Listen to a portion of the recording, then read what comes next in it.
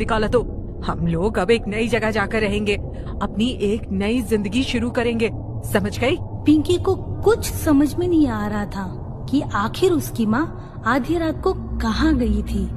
वो इतनी घबराई हुई कहाँ से लौटी है। वो अपना घर छोड़कर आखिर क्यों और कहाँ जा रहे हैं। लेकिन माँ के गुस्से में कांपते आवाज को सुनकर पिंकी को इतना समझ में आ गया था कि अब वो इस गांव में कभी लौटकर नहीं आएंगे। 12 साल बाद आज शायद अमावस्या की रात थी। आसमान में रोशनी की एक भी किरण फूटती नजर नहीं आ रही थी। चारों ओर घना अंधेरा, और उस अंधेरे में और भी अधिक भयावह लगता ये जंगल किसी भी अकेले इंसान की सांसें थामने के लिए काफी था।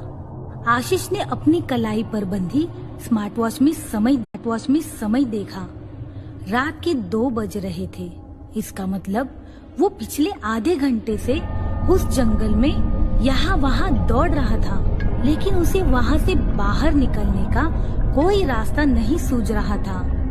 अचानक उसे कुछ दूरी पर 2 लाल चमकती आंखें दिखाई देती है।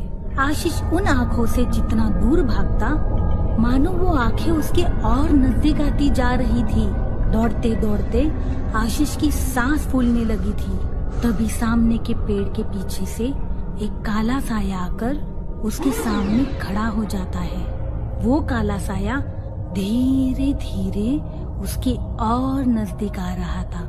जैसे ही वो उसके ठीक सामने आकर खड़ा हुआ, आशीष की धड़कनें मानो थम सी गई। उसके सामने उसका हमशक्ल इंसान खड़ा था, जिसने हूबहू उसके जैसे कपड़े पहने हुए थे।